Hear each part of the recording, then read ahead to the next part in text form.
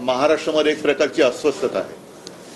दिवसागणिक महिलांवरती होणारे अत्याचार वाढत आहेत, भ्रष्टाचार वाढतो आहे आणि काल परवाकडे जे घडलं आजपर्यंत असं कधीही घडलेलं नव्हतं।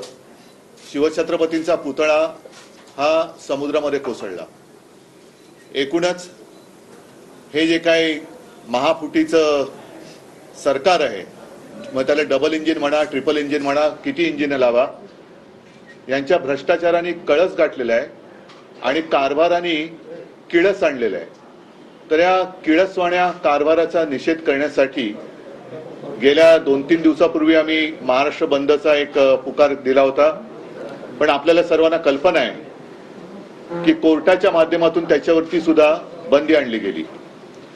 आता महाविकास आघाडीतर्फे सर्जेकोट म्हणजे मालवण इथे जो पुतळा होता आणि तो पुतळा समुद्रामध्ये कोसळला, त्या घटनेचा निषेध करण्यासाठी जो मोर्चा काढण्यात आला, त्या मोर्चाच्या मध्ये मोदी शहांचे दलाल आणि काही शिवद्रोही हे रस्ता अडवून बसलेत। हे शिवद्रोही आहेत।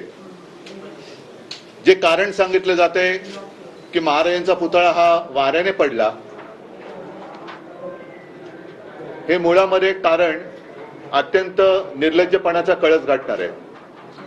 आमचे राज्यपाल महामहिम राज्यपाल कोश्यारी हे समुद्रकिनारी राजभवनावरती राहत होते। त्यांनी देखील महाराजांचा अपमान केला होता। पण माझ्या तरी वाचनात कधीतरी जोरदार वाऱ्याने राज्यपाल महोदयांची टोपी उडाली असं सुद्धा कुठे वाचण्यात आलेलं नाहीये। हा पुतळा पडला कसा? आणि त्याच्या पलीकडे जाऊन जे गद्दार आहेत, अगदी नाव घेऊन बोलायचं तर केसरकर, ते सुद्धा जे बोलतायत की काही वाईट घडलं तर त्यातनं चांगलं घडेल कदाचित, म्हणजे हे संपूर्ण संतापजनक आहे। आणि म्हणून आम्ही असं ठरवलंय की येत्या रविवारी म्हणजे 1 तारखेला दुपारी 11च्या सुमारास हुतात्मा स्मारकाला वंदन करून तिथून आम्ही सगळेजण गेटवे ऑफ इंडियाला जो छत्रपती शिवाजी महाराजांचा पुतळा उभारलेला आहे, आता तो पुतळा उभारून सुद्धा किती वर्ष झाली तरी सुद्धा तो पुतळा मजबूतीने उभा आहे।